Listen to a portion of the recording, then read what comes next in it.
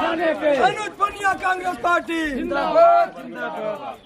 ठीक है, फोटो भी मेरी लगी होगी, हाथ का पंजा बना होगा, बटन दबाइए, मदद करिए। ठीक है, कांग्रेस पार्टी जिंदाबाद जिंदाबाद जिंदाबाद जिंदाबाद। चौथे नंबर पे है, 3 छोड़ के चौथे नंबर पे फोटो भी मेरी लगी होगी, हाथ का पंजा। बाराबंकी जनपद में भी अब मतदान की तारीख नज़दीक आ रही है।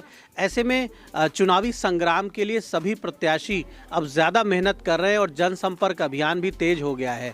बाराबंकी की जैतपुर विधानसभा सीट के लिए कांग्रेस पार्टी ने तनुज पुनिया जी को मौका दिया है। इंजीनियर हैं, उच्च शिक्षित हैं, पहले सिविल की तैयारी दिल्ली में कर रहे थे और लोक सेवक बनना चाहते थे, लेकिन अब राजनीति के माध्यम से लोक सेवक बन के जनता की सेवा करने के लिए मैदान में आए हैं। तनुज, आप लोगों के बीच लगातार बने हुए हैं और लोग किस तरह की अपेक्षाएं कर रहे हैं? इस बार क्या राजनीतिक संदेश जनता की ओर से, क्या जनादेश दिखाई पड़ रहा है? देखिए, जनता के बीच में एक ही बात है कि भैया जो हमारा विधायक हो वो कम से कम मिलने तो आए, कम से कम देखे तो क्या हालचाल हैं, गांव के लोगों के क्या हालचाल हैं। और वो चाहता है कि आने जाने वाला, मेहनत करने वाला व्यक्ति कोई उनका जनप्रतिनिधि बन के जाए आज। तो वही वो देख रहे हैं कि जो सबसे ज़्यादा मेहनत कर डालेगा वही ये सीट निकालेगा। यही लोगों के बीच में वो विचार है आज। निश्चित तौर पर आपका परिवार, जब से आपके पिताजी ने बाराबंकी की राजनीति में कदम रखा है, ये बात विरोधी भी मानते हैं कि उनकी उपलब्धता सबसे ज़्यादा रही, अवेलेबिलिटी उनकी बाराबंकी के लोगों के सुख दुख में उपलब्ध रहे हैं और लोगों से मिलना, प्रेम, व्यवहार, ये सारी चीज़ें हैं। लेकिन कई बार कास्ट फैक्टर्स जो राजनीति में हावी हो जाते हैं, जो भारतीय राजनीति का एक दुखद पहलू है, उसकी वजह से अच्छे प्रत्याशियों को वो समर्थन नहीं मिल पाता है। भ्रम ना फैले लोगों में, लोग भ्रमित ना हो और उनके मतों का दुरुपयोग ना हो, इसके लिए आप किस तरह से लोगों को कन्विंस कर रहे हैं, तैयार कर रहे हैं? देखिए, जहाँ भी हम जाते हैं हम एक बात ज़रूर कहते हैं कि ये जो चुनाव है ये अपने मुद्दों पे ले जाइए। शिक्षा का मुद्दा, स्वास्थ्य का मुद्दा, किसान, रोज़गार, ये सब बातों पे आप चुनाव को ले जाइए। जात, बिरादरी, धर्म तक जब तक चुनाव होता रहेगा तब तक ये प्रदेश बर्बाद होता चला जाएगा। और ये जो जहर घोला गया है, ये जितनी क्षेत्रीय पार्टी हैं उन्होंने घोला है, जो भारतीय जनता पार्टी है वो धर्म की राजनीति करती है, तो इन लोगों ने बहुत जहर घोला है समाज में। लेकिन धीरे धीरे लोग ये समझ रहे हैं कि किस तरह से जनता का इस्तेमाल किया जा रहा है, किस तरह से उनको बेवकूफ़ बनाया जा रहा है। तो वो अब चुनाव चाहते हैं कि कोई ऐसा व्यक्ति हो जो हमारे लिए काम करके दे। स्कूल नहीं था, अभी पिछले गाँव में जब वहाँ थे शुरुआत में, तो वो बता रहे थे कि यहाँ स्कूल नहीं है, बहुत दूर छोटे छोटे बच्चों को जाना पड़ता है स्कूल में पढ़ाई करने के लिए, जो पहला गांव था सुबह सुबह हमारा। तो उन्होंने ये कहा कि स्कूल होगा तो बच्चे यहीं रहेंगे। कई बच्चे नहीं जाते हैं, बीच में ही गायब हो जाते हैं, नहीं खेलने कूदने चले जाते हैं। लेकिन अगर स्कूल गाँव में होगा तो बड़ी बात है। तो उसी मुद्दे पर वो गाँव आज वोट दे रहा है कि स्कूल खुलवाया जाए। तो ये सब बातें हैं, लोग अब काम पर ज़्यादा ध्यान देने लग गए हैं। लेकिन इसको लोगों को जागरूक करना ज़रूरी है और सब लोगों तक पहुंच के ये बात अपनी रखना बहुत ज़रूरी है, और वही काम हम लोग कर रहे हैं। माननीय प्रियंका गांधी जी का भी यही निर्देश है कि मुद्दों के ऊपर चुनाव होना चाहिए। अपने जो मुद्दे हैं, हमारी जो ज़रूरतें हैं, उसके ऊपर चुनाव होना चाहिए, ना कि धर्म पे या जाति पे या मुख्यमंत्री प्रधानमंत्री पे। अच्छा, आपने भी पब्लिक को कुछ एक लोकल लेवल पे अपनी विधानसभा के स्तर पर जनता के सामने कोई घोषणा पत्र रखा होगा कि जैतपुर विधानसभा की आवश्यकताएं क्या हैं, लोगों की यहाँ पर अपेक्षाएं क्या हैं, किस तरह का वो विकास चाहते हैं, वहाँ की लोकल नीड्स क्या हैं, बुनकरों की समस्या, स्कूल, कॉलेज, अस्पताल की समस्या, रोज़गार की समस्या। तो हम चाहेंगे कि वो बिंदु आप संक्षेप में बताएं जो आप लोगों को देने वाले हैं। अगर आपको अवसर दे रही है जनता, तो आप क्या देने वाले हैं जिससे उनका जीवन स्तर उठेगा? देखिए, जो हमारा घोषणा पत्र है जैतपुर के लिए, वो कल शायद उसका अनावरण हो जाएगा प्रेस के सामने। लेकिन मैं अभी आज ही आपको बता देता हूँ कि सबसे पहले तो हम लोग मेंथा के किसानों के लिए लड़ाई लड़ेंगे। मेंथा की जो खेती है उसको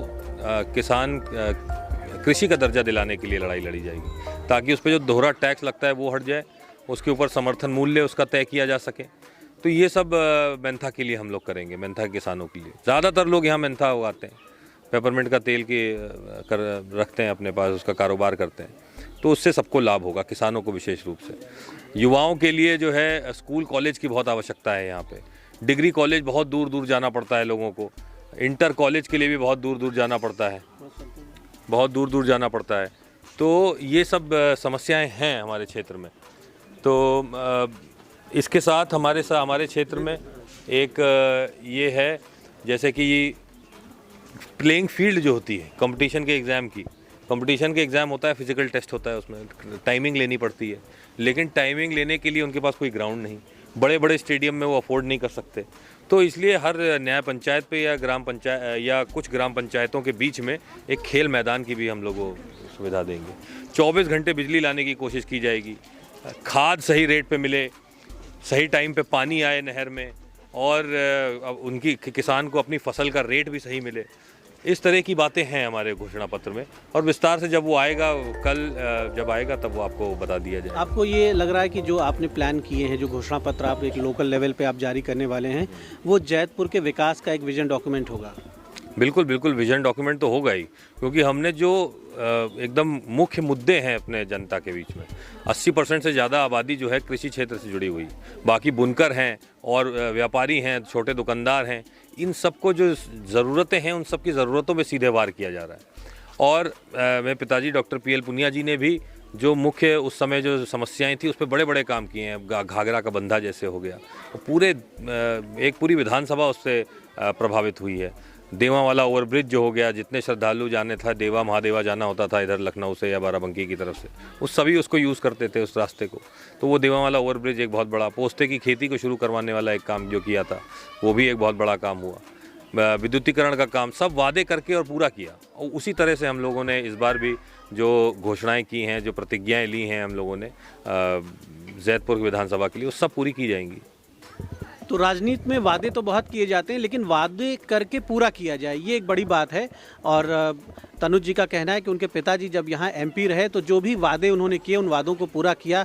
उनके बनाए हुए विकास कार्य लोगों को दिखते हैं, लोग स्वीकार करते हैं कि पुनिया जी ने यहाँ पर जिन बातों को कहा वो करके दिखाया। तो आप विधायक बन के वो जनता की उसी तरह सेवा करना चाहते हैं जिस तरह से आपके पिता को अवसर मिला और उन्होंने सेवा की है जनता के बीच। एक लोकल लेवल पर इन्होंने घोषणा पत्र भी दिया है कि जिस विधानसभा से ये चुनाव लड़ रहे हैं वहाँ की स्थानीय आवश्यकताएँ क्या हैं, वहाँ के लोगों की ज़रूरतें क्या हैं। राष्ट्रीय और प्रदेश स्तर पर विकास की अपनी परिभाषा होती है, लेकिन लोकल लेवल पे विकास की कई बार अलग से आवश्यकताएं होती हैं, तो उसको भी ध्यान में इन्होंने रखा है। हम उम्मीद करते हैं कि जनता बेहतर फैसला करेगी, जनता सभी प्रत्याशियों का मूल्यांकन करे और एक बेहतर निर्णय ले जैतपुर के विकास के लिए, बाराबंकी के विकास के लिए और उत्तर प्रदेश के विकास के लिए। द इंडियन ओपिनियन के लिए जैतपुर विधानसभा क्षेत्र से दीपक मिश्रा।